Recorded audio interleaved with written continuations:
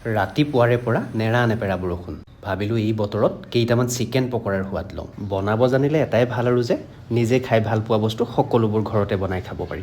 আজি চিকেন পকৰাৰ বাবে 200 গ্ৰাম boneless chicken ল'লোঁ। তাতে সোৱাদ অনুযায়ী নিমখ, বেচন, কৰ্ণফ্লাৱাৰকে আদি কৰি ভিডিঅ'টোত দেখুওৱাৰ দৰে সকলোখিনি লাগতিয়াল বস্তু দি শেষত এটা হোল এগ দি ধুনীয়াকৈ মেৰিনেট কৰি ল'লোঁ। যিকোনো বস্তু নিজ হাতেৰে বনাই খোৱাৰ মজাটো কিন্তু বেলেগ। মেৰিনেট কৰা চিকেনখিনিত নেমু অকণমান চেপি আধা ঘণ্টা সময় ৰাখিলোঁ। বাৰ্ণাৰটো জ্বলাই কেৰাহীখন পাতি কেৰাহীখন গৰম হোৱালৈ অপেক্ষা কৰিলোঁ। বাহিৰত বৰষুণ দিয়ে আছে। গুৱাহাটীত আজি চাৰিওফালে পানীয়ে পানী। গুৱাহাটীত এই কৃত্ৰিম বানৰ সমস্যাটো হয়তো চাগে কেতিয়াও শেষ নহ'ব। আপোনালোকে কি ভাবে জনাবচোন। গৰম কেৰাহীখনত ঢালি দিয়া তেলখিনি গৰম হোৱাৰ পিছত মেৰিনেট কৰি থোৱা চিকেনৰ পিচবিলাক এটা এটাকৈ তাত দি দিলোঁ।